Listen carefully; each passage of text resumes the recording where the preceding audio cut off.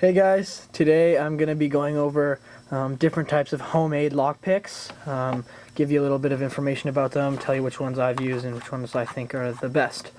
So we're going to start from easiest and most accessible to the ones you actually have to put a little bit of work into and that are not as easy to come by. So we're going to start here with the paper clips. These lockpicks are made, as you can see, from paper clips. So all you do, these pretty simple, you bend it out and then you make your pick bend at the end. This is a hook, very crudely made, just one bend just like that, bending it up. Here we have a sort of a half ball, just one bend, another bend to make that. And then this is the tension wrench, made also by a paper clip.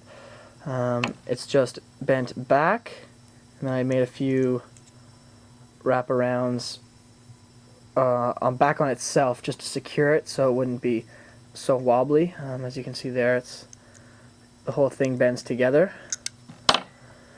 You might get very frustrated with these because these picks can be extremely flexible, so you're not going to get the pressure on the pins that you're going to want.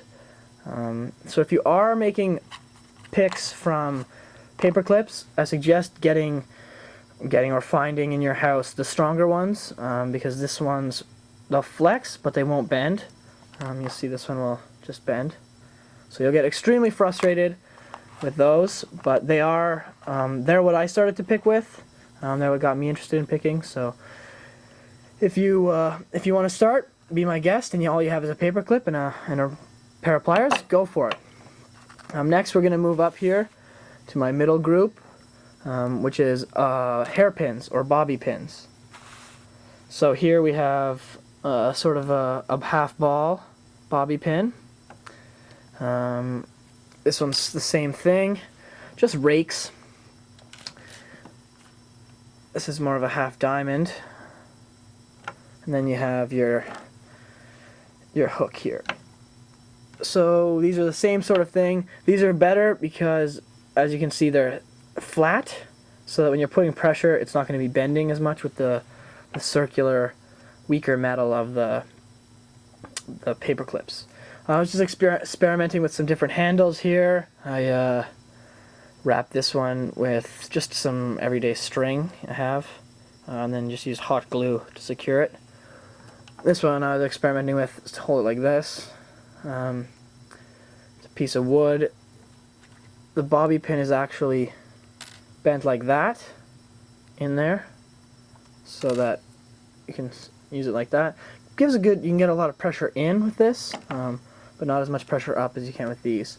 These will also get frustrating. They got frustrating for me when I started to try and single pin pick. I couldn't feel as much because they have a lot of, they do have give, like they will give down but come back up. And for those, I use the tension wrench, which is this is the shirt clip of a pen. So you have to get the ones that have the metal coming out. This actually went here. This went up, over, and down, and then those are the teeth. So do that, and these actually hold quite well in the lock, so it will apply good tension. Yeah. And then we move to wiper blade inserts, which is what these are. Use some windshield wiper blade inserts. These are actually made from car wiper blade inserts. My parents actually just changed their blades, so I took the old ones, grinded them down with a grinder. These are pretty cool because you can make any design you want. You can actually copy some, which is what I did with the snake rake, copy some from picks you see, or just out of your head. Here's a twist flex tension wrench I used in my first video. Not bad. It's thin here, so it doesn't grab a lot. I'll show you here. It won't grab and it'll slide. See, it doesn't grab and it slides all the way down, and then it can bind and you won't we'll get your lock picked open. These are two more, a half diamond, which I used in my first video, and a slight hook. I made these ones a little longer than my first few that I made, and I pro-handled them with shrink tubing. So there's 2 more pieces of the wiper blade insert, and then 4 layers of shrink tubing I used. Yeah, and then from this you can go on to the wiper blade inserts, which you should use, that are the ones for the big trucks and the buses that are actually thicker, so they'll have more room to work with, so you can make a full hook or a larger rake, and those ones will also provide a better tension wrench, because they'll grab the plug of the lock and allow you to turn it much easier.